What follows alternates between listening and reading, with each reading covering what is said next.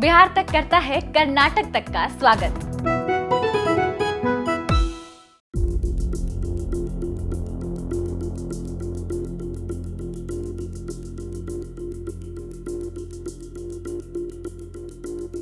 गर्मी है?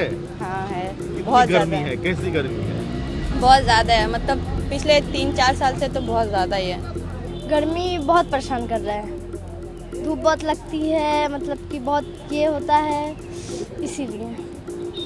क्या लग रहा है अप्रैल महीने में इतनी गर्मी कभी आपने देखी है? हालांकि आपकी उम्र बहुत कम है। नहीं, मैंने पहली बार इतनी अप्रैल में गर्मी देखी है।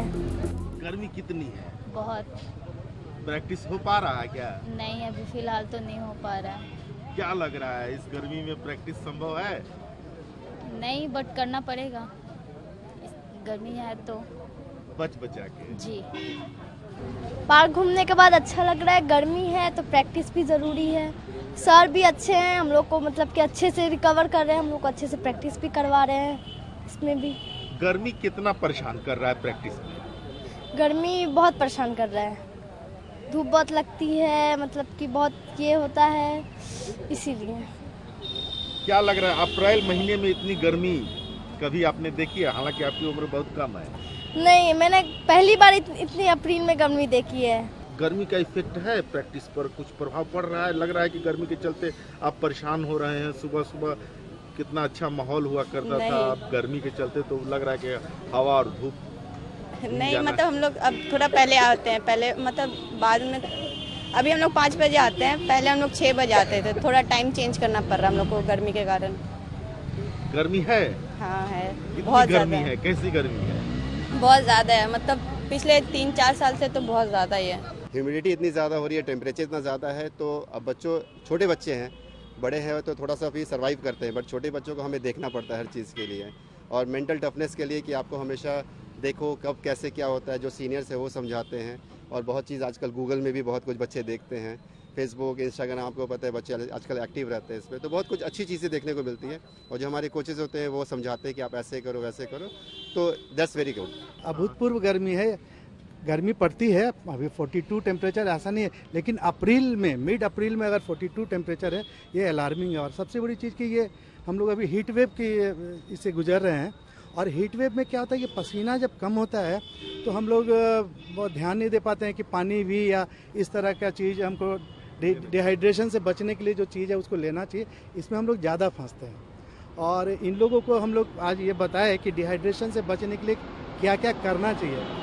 और ये जो मॉर्निंग का सेशन इन लोगों के लिए होता है वो अर्ली मॉर्निंग होता है कि मतलब हीट वेव चले उसके पहले ये लोग घर चले जाएं।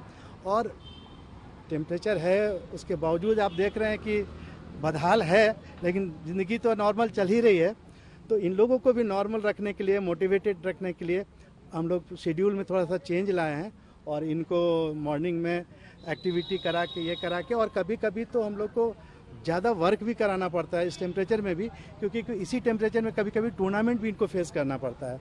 तो वैसे में इनको उसके हिसाब से ढालना पड़ता है, बताना पड़ता है। हाँ, चूँकि कुछ बच्चे बहुत छोटे हैं, आप देखेंगे तो इतने छोटे छोटे हैं, इसलिए जवाबदेही इसलिए बढ़ जाती है कि इनका हम लोग ज़्यादा ख्याल रखें कि कम से उस प्रॉब्लम में फंसे नहीं।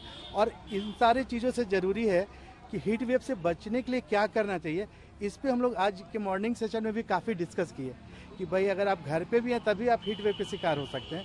तो उसके लिए इन लोगों को मेंटली प्रिपेयर किया गया, जानकारी दी गई है कि आप उससे कैसे बचें। अभी आप इन लोगों को ककरी, कोल्ड ड्रिंक्स ये चीज़ दे रहे थे? ये दे रहे थे, ये तो ठीक है, हम लोग अभी फीड कर दिए थोड़ी देर के लिए। लेकिन अभी थोड़ी देर पहले हम लोग इनको बताया कि इस सीज़न में जो जो चीज़ अवेलेबल है, जैसे तरबूज है, खरबूज है, खीरा है, ककड़ी, इसमें वाटर कंटेंट अधिक होता है, इसको लेना चाहिए। हमने बताया कि अभी नारियल जो कोस्टल एरिया में ज़्यादा होता है, वो चूँकि वहाँ पे टेम्परेचर अधिक होता है, इसलिए तो यहाँ भी हम लोग को नारियल पानी ज़्यादा यूज़ करना चाहिए। तो केवल एक बार कर देने से नहीं होता, इनके दिमाग में बैठाना पड़ता है कि अगर बहुत ठंड है तो क्या करना है, बहुत ज़्यादा टेम्परेचर अधिक है तो उसमें हमको अपने आप को कैसे मेंटेन करना है। सबसे इम्पॉर्टेंट है कि डिहाइड्रेशन से कैसे बचना है, ये बहुत इंपॉर्टेंट है खिलाड़ियों के लिए, क्योंकि प्रैक्टिस के दौरान, एक्टिविटी के दौरान स्वेटिंग होता है और वाटर लॉस होता है, जिसमें अगर हम लोग वाटर कंटेंट ना लें तो डिहाइड्रेशन तो होगा ही, हमारे किडनी वगैरह पे भी उसका साइड इफ़ेक्ट पड़ता है। तो इस चीज़ों के बारे में इनको मेंटली प्रिपेयर्ड भी किया जाता है। और ये सारे चीज के केंद्र बिंदु में गर्मी है। हाँ, गर्मी तो मतलब आप देख ही रहे होंगे। और हम लोग को इसके साथ साथ ये अचानक अप्रैल में इस तरह की जो गर्मी हो रही है, क्लाइमेट चेंज हो रहा है, उस पर भी जागरूक होना चाहिए और जागरूक करना पड़ेगा। नहीं, क्योंकि ये क्लाइमेट अलार्मिंग जो हो रहा है वो क्लाइमेट चेंज का ही नतीजा है। जो हम लोग को जो कार्बन उत्सर्जन जो है उस पर अभी से कंट्रोल करना होगा। और इसकी शुरुआत भी बच्चों से करनी होगी कि उनको अगर आप फीड कीजिएगा तो वो अपने पेरेंट्स को बताएंगे कि नहीं, आप वैसा कोई काम नहीं करें जिससे हमारा जो इकोसिस्टम है वो डिस्टर्ब हो।